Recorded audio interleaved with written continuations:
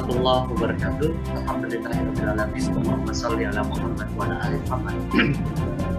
Pemirsa, salam jumpa kembali di program Kabar Petang edisi Senin 20 September 2021 bersama saya Fahmi Sulahuddin. Selama beberapa waktu ke depan kita akan membaca tentang berita paling menarik hari ini, membahasnya bersama narasumber yang kompeten dan tentu dari sudut pandang Islam. Pemirsa, inilah Kabar Petang selengkapnya.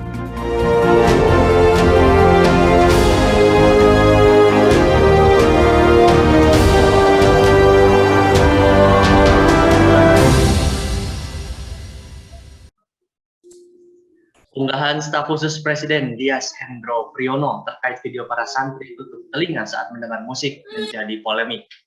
Komentar Dias dianggap tak sesuai dengan sikap pemerintah yang selama ini kerap menggaungkan toleransi umat beragama.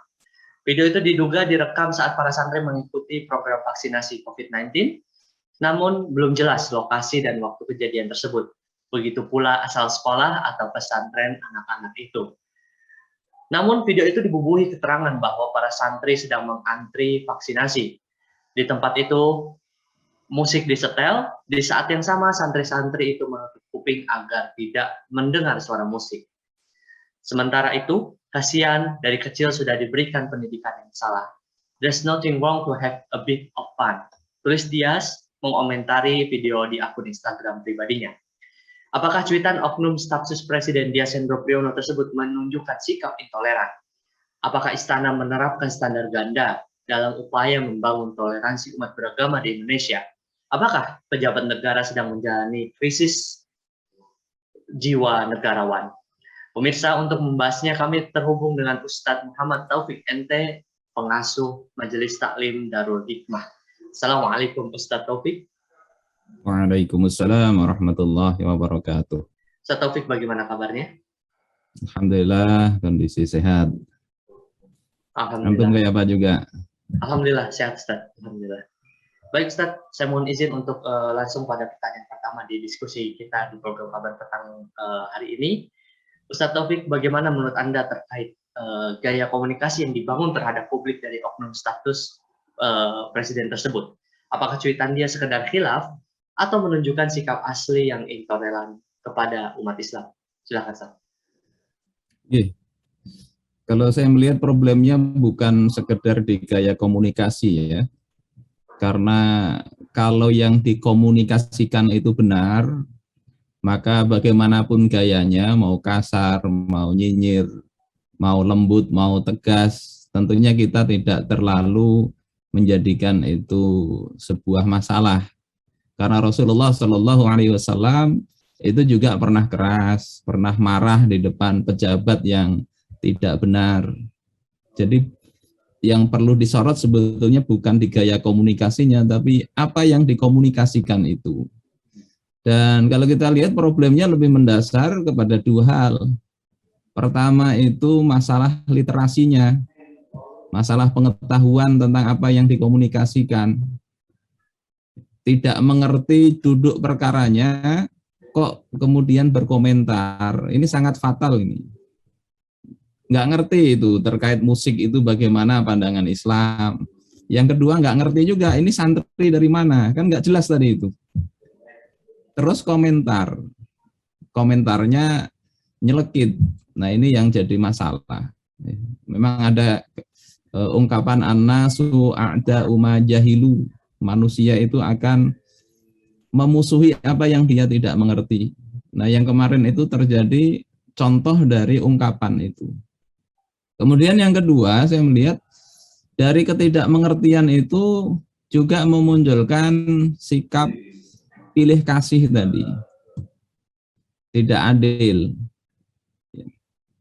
Jadi ketika nggak ngerti, akhirnya yang nggak ngerti tadi bisa dimusuhin. Yang kedua, ketika tidak mengerti orangnya, maka bisa jadi dia melakukan sikap yang menurut perkiraan dia itu sudah tepat, padahal tidak. Anda yang menutup telinga itu dia ketahui, misalnya santrinya kiai yang mendukung rezim misalnya. Tentunya saya yakin komentarnya akan berbeda. Jadi ini pada sikapnya. Saya rasa begitu, Mas. Baik, Ustaz. Lantas, Ustaz, kalau kita melihat, Ustaz, bagaimana kondisi toleransi antar umat beragama yang dibangun pemerintah saat ini? Lalu, sepertinya bagaimana dengan arah propaganda toleransi dan radikalisme yang selama ini digaungkan rezim demokratis selama ini? Apakah menunjukkan keberpihakan kepada umat Islam, Ustaz? Oke, saya rasa ketika hukum Islam yang diterapkan, maka tidak ada masalah toleransi antar umat beragama itu. Dan sebetulnya sekarang ini kan juga nggak terlalu bermasalah. Nggak ada umat Islam itu kemudian mengobrak-abrik umat yang lain. Jadi ini tidak jadi problem sebetulnya. Bahkan saat aksi 212 yang dianggap sebagai sesuatu yang dianggap keras, radikal dan sebagainya, itu tempat-tempat ibadah di sekitar situ tidak ada masalah. Yang bermasalah itu justru kadang orang-orang yang menyampaikan kita harus toleran dan sebagainya itu menunjukkan perilaku yang tidak toleran. Ya contohnya apa yang kita bisa saksikan lah. Apa yang diungkapkan oleh staf sus itu menunjukkan nggak toleran sebetulnya. Sementara yang dilakukan oleh santri sebaliknya itu bentuk toleran. Kenapa demikian saya katakan? Kan karena di dalam Islam terkait musik itu kan ada 3 pendapat paling tidak ya. Pertama itu mengatakan sebagai haram. Bisa kita lihat di dalam kitab Al-Fiqhul Islami wa Adillatuh. Dikatakan wal masyhur minal madzahib bil arba'ah anna dharba bihi wa sima'ahu haram. Ini pendapat pertama. Yang masyhur dalam 4 mazhab bahwasanya memukul alat musik dan mendengarkannya itu haram. Ini termasuk yang dikuatkan oleh keputusan masalah diniyah Muktamar NU tanggal 13 Rabiul Tsani 1345 Hijriah, 21 Oktober 1926. Jadi kalau yang dikatakan mengharamkan itu keputusan NU itu tahun 26. Dan ini di dalam Al-Fiqhul Islami wa Adillatuh pendapat yang masyhur dari pendapat mayoritas 4 mazhab. Kemudian di kitab itu dikatakan wal asahhu annahu minas shaghair. Yang lebih tepat adalah bahwasanya mendengarkan musik itu termasuk dosa kecil. Terus yang ketiga, sebagian sahabat dan tabi'in itu membolehkan mendengarkan musik. Dan yang kita lihat kemarin waktu ada politisi diundang salah satu stasiun televisi, ini kok justru dialamatkan kepada ormas yang kemarin itu sudah dikeluarkan perpu itu. Padahal kalau kita lihat tokoh ormasnya misalnya dulu Ustadz Abdurrahman Al-Baghdadi itu menulis buku tentang seni dalam pandangan Islam itu tidak memutlakkan haram, enggak. Sehingga ungkapan si staf sus ini sebetulnya lebih mengarah kepada pesantren-pesantren NU. Karena secara hasil muktamar yang mengharamkan itu di situ. Nah, umat Islam, internal umat Islam hendaknya kan diajari. Ya, ada umat Islam yang mengharamkan, ada umat Islam yang membolehkan dengan syarat. Mereka tidak boleh saling mengganggu. Kalau nggak senang ya sudah tutupi saja, itu bentuk toleransi.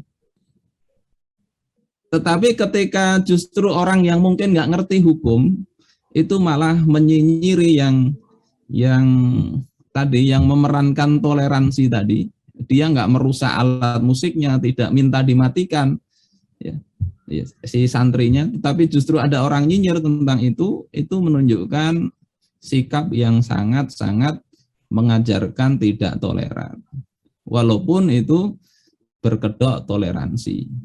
Begitu mungkin Mas Fatih. Baik, Ustaz. Kita tahu, Ustaz, seperti yang di awal saya bacakan bahwasanya Dias Hendro Priyono ini yang terkait dengan unggahannya ini posisinya sebagai status presiden, Ustaz. Nah, dari situ, Ustaz, apakah istana, Ustaz, menerapkan standar ganda dalam upaya membangun toleransi umat beragama di Indonesia, Ustaz? Lalu bagaimana pendapat Ustadz terkait reaksi masyarakat yang merespon nyinyiran elit politisi ini dengan tagar gerak tutup kuping pada hari ini, Ustadz?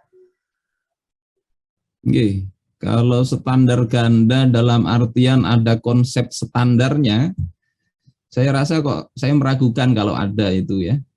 Artinya seperti misalnya Sheryl Bernard itu ya membuat tentang bagaimana menyikapi radikalisme, itu kan ada konsepnya ya. Walaupun standarnya itu nanti sikapnya berbeda-beda, kepada yang ini begini, kepada yang ini begini, berbeda. Kalau yang ada sekarang ini, saya lihat bukan standar ganda yang ada konsepnya. Kemungkinan itu adalah nggak punya standar. Sehingga kalau senang ya sudah, kalau tidak senang sudah komennya negatif. Kalau tidak tahu dan dikira itu adalah grup dari orang yang tidak disenangi, maka komennya negatif. Ketika ketahuan, oh ini ternyata banyak yang membela, komennya lain lagi. Yang terjadi itu seperti itu. Kayak nggak punya standar, walaupun standarnya ganda tapi ada konsepnya. Jadi sekedar suka atau tidak suka. Adapun masalah tadi ditanyakan tentang tutup kuping, itu saya rasa bentuk protes.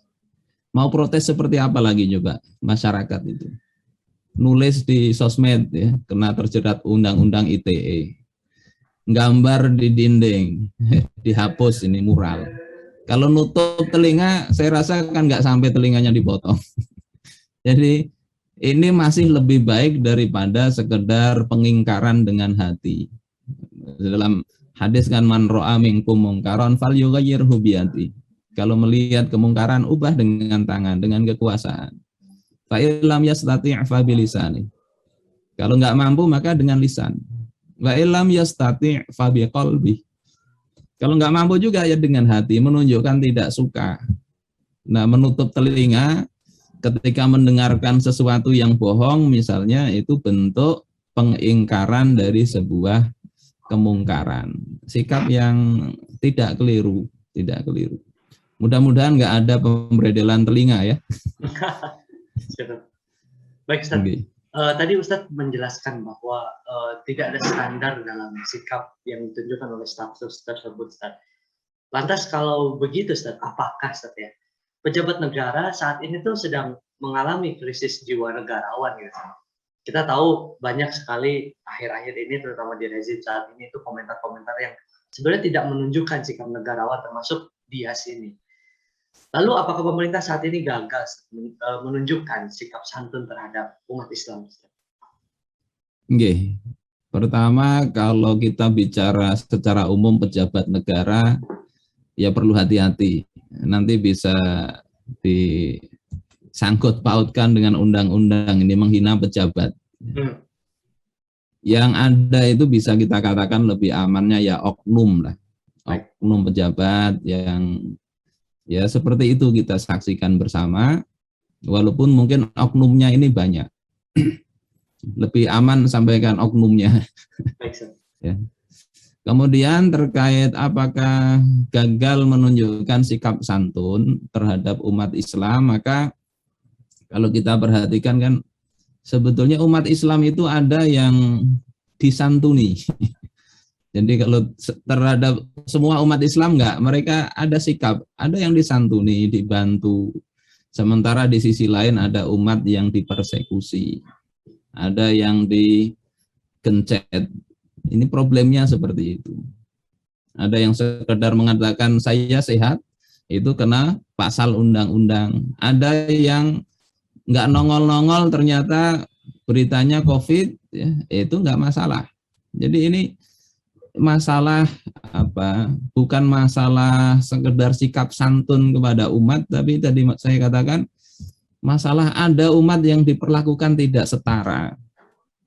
Dan akar masalahnya lagi dari situ bukan ketidaksetaraannya itu, tetapi ada pada standar sikap tadi yang saya katakan di awal tadi. Ada nggak standarnya? Dan dalam Islam standar sikap ini harusnya adalah standar kebenaran, sehingga ada anggota masyarakat yang dikerasi di diperlakukan dengan kasar, ada yang disantuni, itu sah-sah saja dilakukan. Bahkan ada yang perlu diperangi, sah-sah saja. Tetapi standarnya apa di situ? Ini kan terbalik-balik ya. Sesuatu yang benar justru dikerasi. Sesuatu yang keliru justru dilindungi. Problemnya kan di situ. Seperti tadi musik tadi misalnya. Musik ini kan perkara yang tadi secara fikih itu mayoritas 4 mazhab itu justru mengharamkan. Tapi yang mayoritas itu justru malah dinyinyirin. Adapun sikap yang membolehkan itu juga tidak keliru. Karena ada sebagian sahabat, sebagian tabi'in, dan sebagian ulama itu tidak mengharamkan. Tetapi kan tadi ada porsinya lah. Untuk persoalan ikhtilaf, persoalan seperti ini hendaknya saling kita yang tadi digembar-gemborkan toleransi. Toleransi itu nggak usah diganggu, nggak usah dikomentari negatif. Yaitu pendapat mereka, silahkan laksanakan. Jadi problemnya di sini bukan sekedar gagal menunjukkan sikap santun. Saya khawatir justru ketika santun kepada umat Islam yang berperilaku menyimpang, ini keliru juga.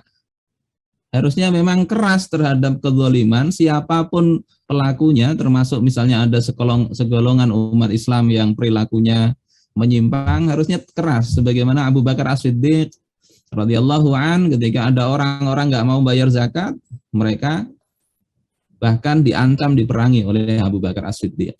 Orang-orang kuat itu pada pandangan Abu Bakar adalah lemah sampai hak-hak mereka diberikan. Orang-orang lemah pada pandangan mereka itu adalah kuat ketika mereka itu benar. Sikap ini yang saya rasa sangat diperlukan oleh seorang negarawan tanpa pandang ini senang dengan kita atau ini membenci kita. Sebagaimana juga kata Abdullah bin Rawahah kepada orang-orang Yahudi, kata dia, antum abghadul khalqi, kalian ini adalah seburuk-buruk ciptaan Allah, yang paling aku benci. Tetapi kebencianku kepada kalian itu tidak akan membuat aku berlaku aniaya terhadap kalian. Jadi sikap ini yang saya rasa sangat penting. Begitu, Mas. Baik, lantas Ustadz Taufik, bagaimana pandangan Islam terkait adab dan etika komunikasi pemerintah dengan rakyatnya, Ustadz? Dalam Islam, sesama rakyat dan penguasa itu hendaknya saling tolong-menolong, saling mengokohkan. Ada ungkapan yang bagus dari Ka'ab di dalam kitab Uyunul Akhbar, bahwasanya perumpamaan Islam, sultan dan rakyat itu seperti fustot. Fustot itu kemah, kemudian amud, tiangnya, kemudian al-atnab wal-autad, tali dan pasak. Tendanya itu adalah Islam. Fal-fustotul Islam. Jadi Islam itu diibaratkan tenda. Kemudian wal-amudus sultan. Tiangnya itu adalah sultan. Pemerintah itu seperti tiang. Fungsinya apa? Membuat tenda itu bisa berdiri. Kemudian wal atna wal autad annas. Tali dan pasaknya itu adalah manusia atau rakyat. Adanya tali, adanya pasak, adanya tiang, itu gunanya untuk menegakkan tenda. Adanya rakyat, adanya penguasa, itu fungsinya tolong-menolong untuk membuat tenda itu bisa berdiri dengan baik. Ini ungkapan yang bagus sekali di dalam Uyunul Akhbar. Fungsi rakyat dan penguasa itu menegakkan Islam. Ketika ada tiangnya ini miring, maka tali itu harusnya menariknya supaya tegak, bukan malah dibiarkan saja. Seperti itu. Ketika ada tali yang satu itu kendor, tali yang lain menariknya.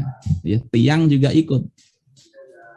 Itu hubungan komunikasi itu harusnya begitu. Bagaimanapun caranya, mau pakai uslub apa saja, tapi hendaknya tadi sama-sama untuk menegakkan tenda, yakni Islam itu. Insya Allah begitu, Mas Fatih. Baik, Ustadz Muhammad Taufik MT, terima kasih atas waktunya telah hadir di program Kabar Petang, Ustadz. Yes. Pemirsa Kabar Petang, semoga Anda mendapatkan banyak manfaat dari acara kami. Sampai bertemu lagi di jam dan channel yang sama setiap hari. Jangan lupa untuk subscribe, like, dan share channel ini. Akhirnya, saya Fatih Salahuddin bersama kru yang bertugas mohon undur diri. Wassalamualaikum warahmatullahi wabarakatuh.